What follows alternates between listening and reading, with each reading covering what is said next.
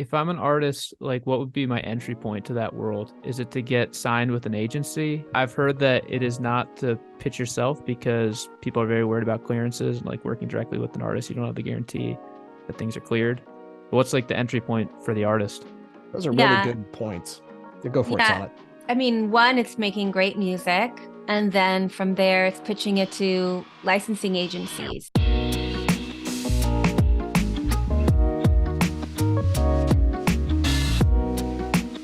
Because even if you do like, oh, so I met so and so supervisor at a conference, like you can pitch it to that person, but you have like knowing everybody and what they're working on, and it's like a full-time job, and you really handing that off to an agency that can pitch on your behalf, that knows the songs are clear, that has all the paperwork, that can negotiate for you, is a powerful position to be in as an independent artist, to partner with somebody like that and to bring them the music that they need. So one is having great music and then pitching it to agencies that can rep it. John and I put on a conference every year called Get Repped, where we bring in a ton of agencies to talk about, are they exclusive? Are they not exclusive? Like, what do they look for? What are the trends? Like, just to give you a feel for who are the agencies out there and what does it take to get signed, or how do you submit songs, or, it is kind of a process. But once you kind of you get that pitch email and you put your little playlist together, a streamable playlist together, and you start pitching it out, you start to kind of figure out how to navigate that. And you start making your relationships in that. So that's definitely the starting point, in our opinion. Those agencies do an amazing job and they're part of your team.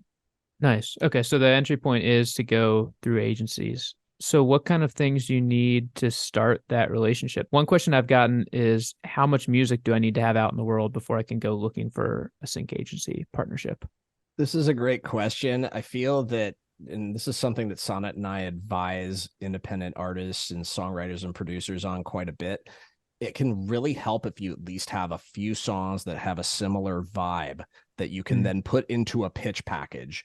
And usually what we suggest doing is putting together a little EPK, and you don't necessarily have to have any of the songs released. That's one thing. Just want to clear out the gate. You don't have to have any music released whatsoever in order to pursue licensing opportunities. In fact, there are some licensing opportunities where they're looking for music that's not been released yet. So it's really not a requirement, but the requirement is it's got to be good music, radio ready kind of sounding stuff. And radio ready is going to No be demos. yeah, you can't have demos. And it's really gotta, when I say radio ready, not everything's going to sound like it belongs on the Hot 100, right? Different genres of music are going to have different types of production quality, but whatever genre your music's in, it's got to feel like it fits into a playlist seamlessly with all the stuff that's good, all the stuff that they really, because at the end of the day, the people, music supervisors, ad agency execs, they're all music fans.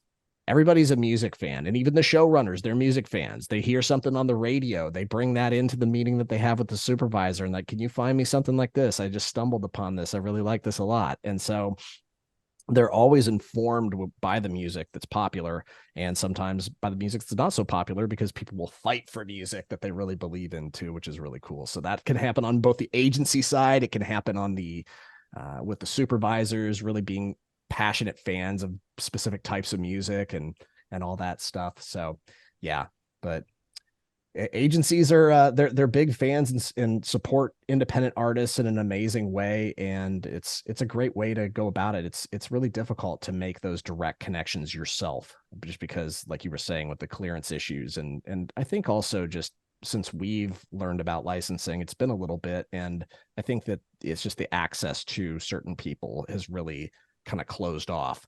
Because of the what's at stake, and also because of the number of people that are now getting into the industry. Back when Sonnet and I were learning about music licensing, there weren't quite as many people who knew about music supervisors, and so they weren't as difficult to get a hold of, and they weren't as difficult to start to build new relationships with.